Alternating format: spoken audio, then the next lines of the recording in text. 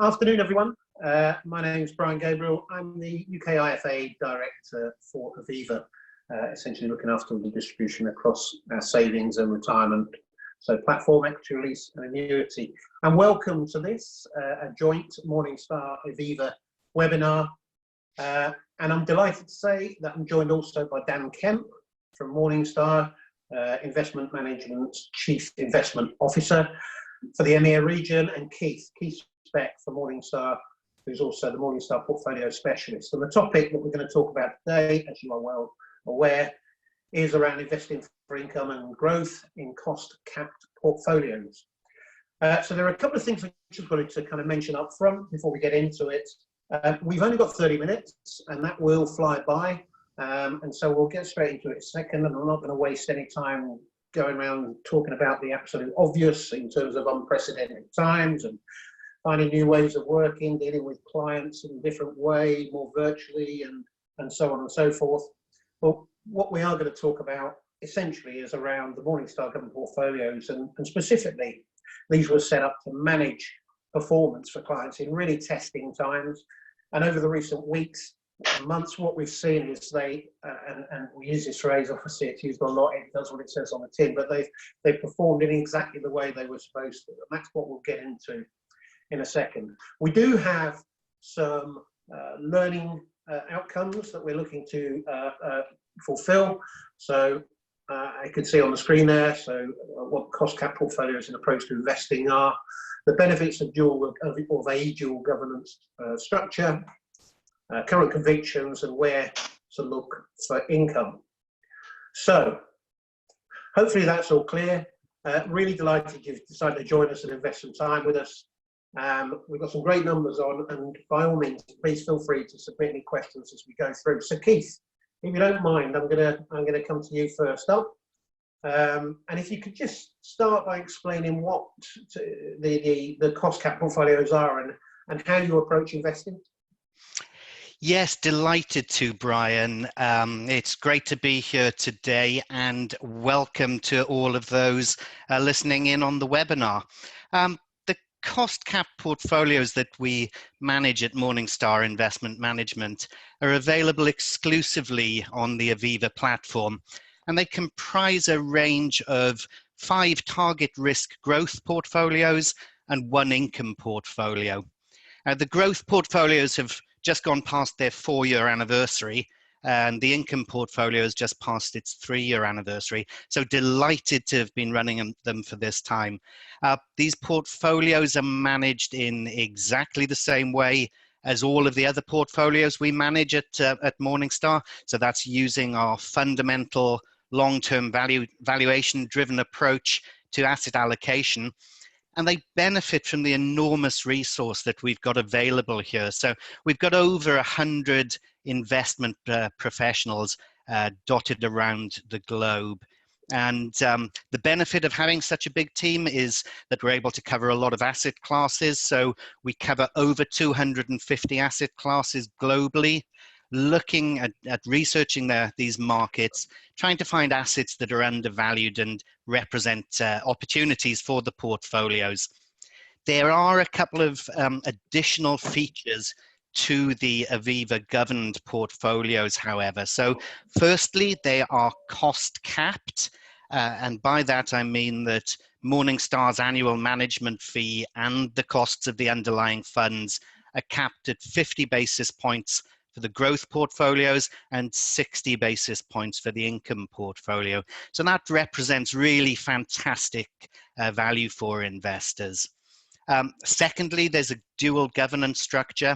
So the portfolios are subject to all the rigorous internal governance that you would expect from an investment manager. But there's also an additional layer of governance via our quarterly meetings with Aviva. So if we turn to our approach, when we think about investing, it's important to remember that when investing in stocks, ultimately we're buying a fraction of a business or a group of businesses. And then to value the stock, you have to value the business. Bonds, they could be issued by companies or governments, and really they're a series of contractual cash flows that represent borrowing for the company or government. So to value a bond, you have to value those cash flows. Now, securities like stocks and bonds produce cash flows for the investor, so coupons for bonds and dividends and share buybacks for stocks.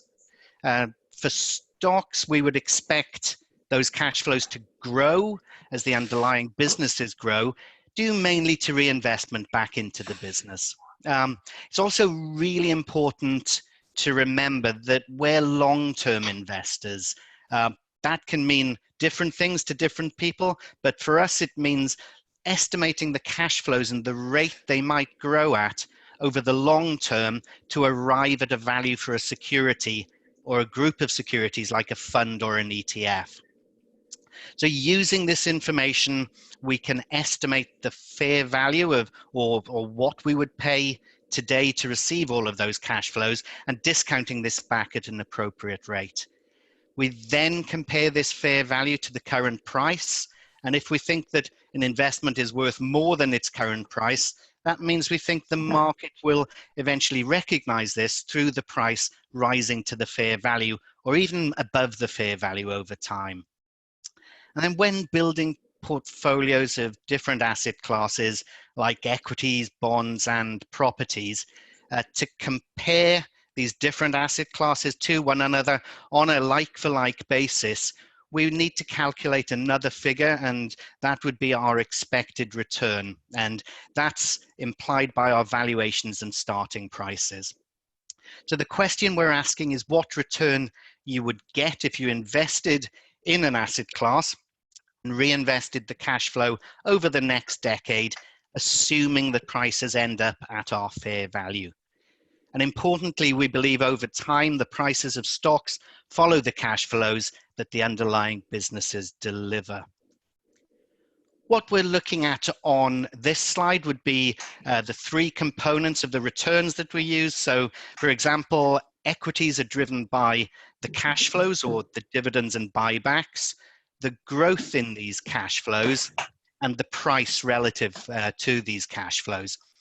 And using this approach to valuation of different asset classes, we can compare stocks, corporate bonds, government bonds, property, and cash in different currencies. Of course, these are our return expectations are estimates based on our research, and in reality, the returns can be very different. But we think about these returns more like akin to handicapping horses, for example. So many outcomes are possible, but what do we think the odds are relative to the probability that the horse wins or that the investment wins? Market prices will carry investors' expectations of cash flows, and we compare these expectations to what we think is reasonable. And then all other things being equal, where we are with higher starting prices, that would tend to lead to lower returns and vice versa. So I hope that that answers your question. Yeah, that's great. Thanks, Keith. And I'm really delighted that I asked a completely random question and you happen to have some slides on it. That's worked brilliantly. But look, in terms of the constraints, or what constraints does the cost cap face when you're looking at investments for the portfolio? Yeah, I think one of the investment principles that we have at Morningstar is to minimize costs for investors. So it's something that we're always considering when selecting investments or making changes to portfolios. The cost cap on this particular portfolio range means that we do need to combine passive investments alongside active managers in portfolios. And in fact, we do this with our active portfolio range as well. And so when we're including an active manager in the portfolios, the hurdle is set really high, and we have to have a great deal of confidence and conviction that we're utilizing the fee budget wisely in these portfolios. The chart that we've got up on screen now is showing the evolution of the total costs for the governed moderate growth portfolio since it was launched back in May 2016. Two things really to note from this chart. Firstly, the general direction of travel for the costs has been down since launch of the portfolios. And secondly, if we look at the dark grey line at the top, the cost cap, whilst we have a 50 basis point fee budget or cap in place, we've not hit that since the launch of the portfolios. Great. Thanks, Keith. Dan, we talked about dual governance and what the dual governance structure looks like. Can you just elaborate and explain what the benefits of that look like? Yes, of course, Brian, and thank you for that, and welcome everybody. Just want to add my welcome. It's great to have you with us. So, yes, as Keith explained, we have this dual governance structure, and I think this is one of the key advantages of these portfolios, and so it's worth going through in a bit more detail to explain how it works. So, first of all, let's remember that these are managed portfolios, and so like all managed portfolios on platforms, the advisor that's using these for their clients have a direct relationship with us at Morningstar. That's true of all of our portfolios, and so in that sense, there's no difference. We provide the portfolios under the terms of our mandate, and they use that with those clients. But with these portfolios, there's a second layer of governance, which comes from the fact that we treat Aviva as an institutional client. So at Morningstar Investment Management, we mainly look after advisors, but we've also got some institutional clients as well. And of course, the benefits of being an institutional client is that you only have that sort of one governance body that's dealing with the portfolios, so it's easier to keep a really close eye on the portfolios. And so what we do is that we meet with the product team at Aviva every quarter, as Keith mentioned, and we go through a deep dive analysis of the returns of the portfolio, the risks we've been taking, the positioning of the portfolio, and also how the product is working as a whole. And so we have these dual reporting lines, so reporting line to Aviva, who we treat as an institutional client, and then also our usual reporting lines where we give all the normal information to advisors using the product.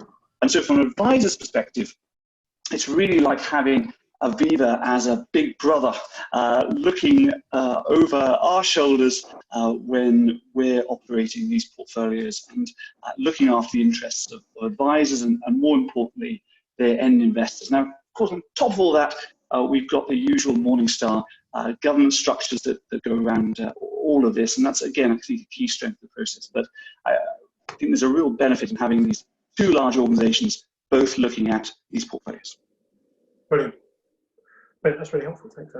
And also, so have views changed, or how have they changed, and how the portfolios evolved since the start of the year? Because one or two things have happened, haven't they? It's been busy-ish, certainly. Yeah.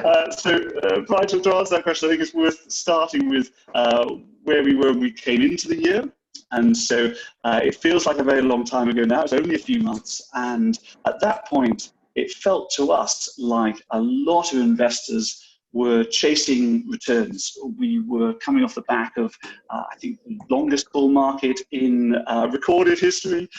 We'd had phenomenal returns from asset classes. And of course, when that happens, the price of those asset classes rises. And as we came into the year, we were really concerned that a lot of asset prices were really quite expensive. And so we were actually reducing the exposure that we had to portfolios, and we can see this really clearly through the chart that we've got in front of us, where we've compared the convictions, so our views of asset classes at the end of last year and then at the middle of April.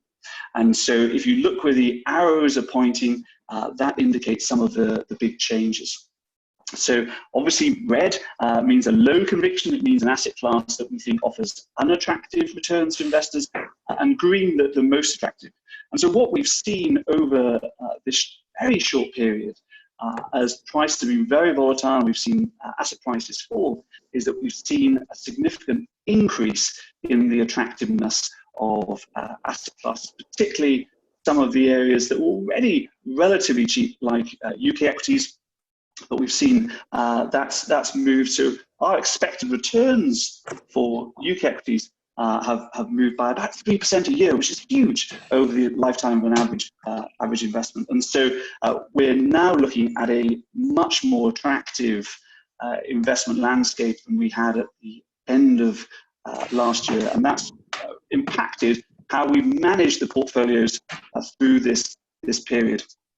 So, as I mentioned at the beginning of the year, we actually started making portfolio changes by removing some of the risk in portfolios.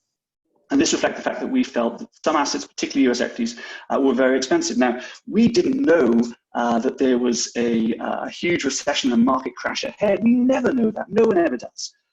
We're just guided by long-term valuations, and valuations are high just at that point. And so then the portfolios were well positioned as we went into the crash. And as was mentioned earlier, the portfolios behaved the way that we expect them to over that period. And what that allowed us to do is firstly rebalance the portfolios to sell bonds and buy equities as the markets fell really sharply going into March. And then as they carried on their fall, we had an opportunity not just to rebalance, but to actually add to the equity exposure of portfolios and sell bonds. And then as asset prices fell even further, then we not only bought some more equities, but we also added credit to portfolios. Initially in small size, because credit markets were in turmoil at that point, but we felt that they were very attractively priced, given a whole range of possible nasty outcomes.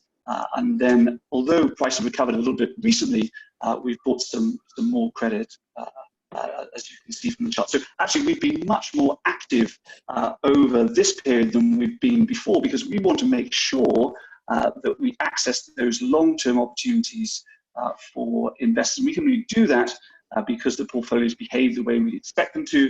And of course, we have the operational capability that working with Aviva, we can make changes to these portfolios. Brilliant.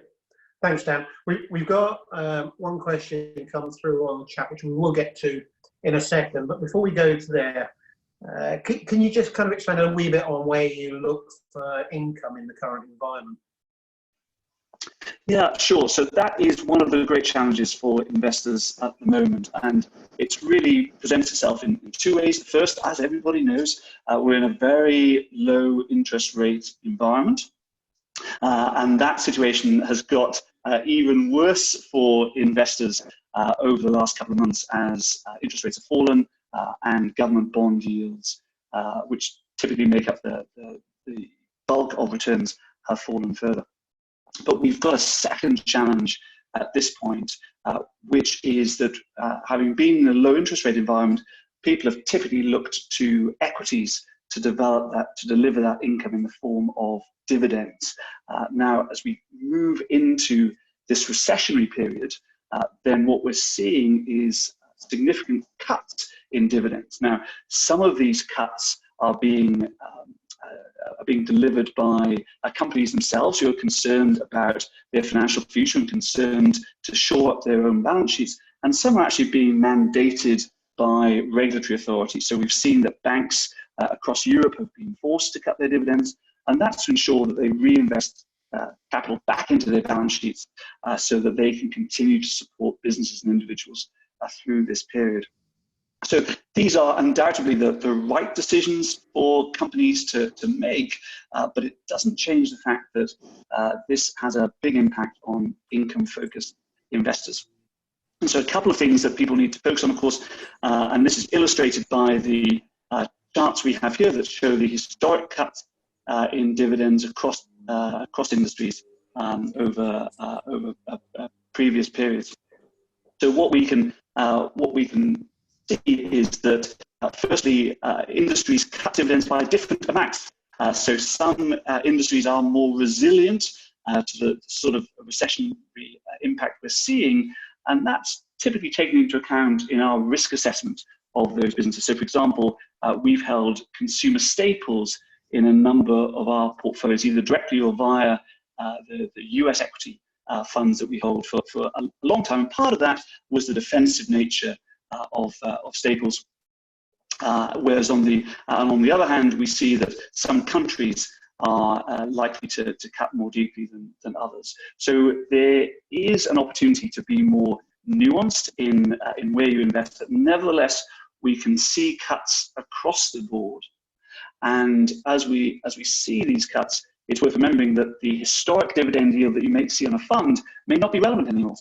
Just because they delivered a yield last year doesn't mean they delivered a yield this year. The good news is that due to the episodic nature of COVID-19, it's likely they'll deliver that dividend into the future. So as a long-term investor, we wouldn't expect these dividends to be gone for that long. We'd expect it to come back, and that's what's in our models at the moment. As we go through that 10-year period, dividends will re-emerge. But if you do need to deliver an income for clients, that's where we're looking increasingly at credit. As I mentioned, we've added to credit in portfolios twice as they become more attractive. And we can see the reason why on this chart, which looks at both the spread and the yield on high yield bonds.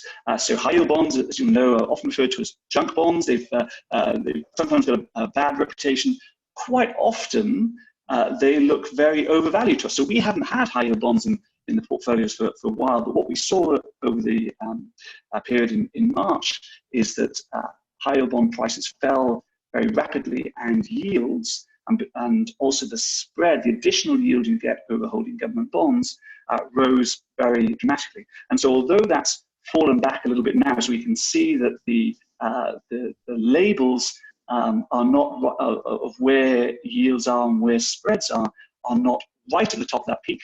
They still look pretty attractive to history. And so we think that's a good source of income in portfolios at the moment. We're also looking at income from infrastructure assets as well, and other assets further afield. So there are pockets of income. Typically they're found in the credit space now rather than the equity space. That's going to require people who are building portfolios themselves to reorientate their portfolios towards the income, where the income is available. But we still see opportunities, but it's definitely more difficult to find income than it was just a few months ago, which from an advisor's perspective means they have to think about how they deliver that ongoing income to clients.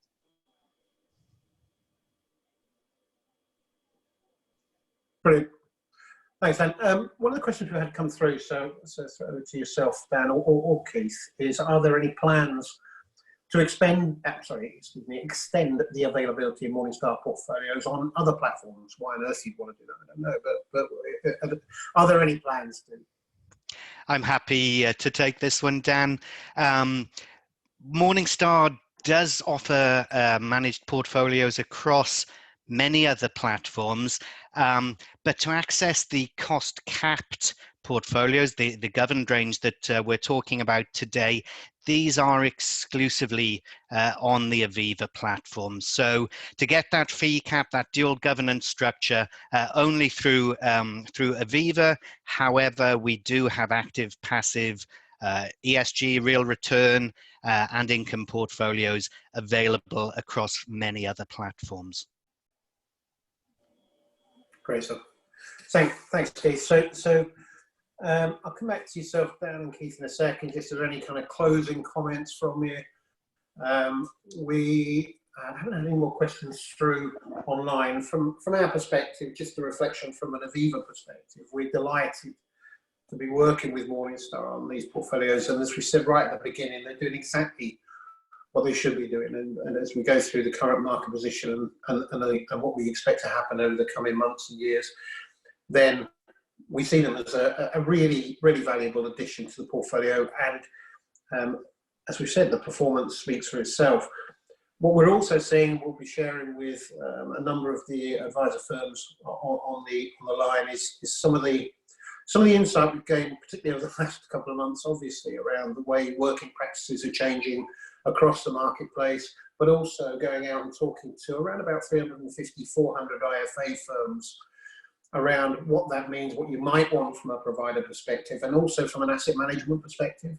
So has the last couple of months really driven a different perspective from a client and what they might want going forward? So we'll be coming out to you with some detail around that.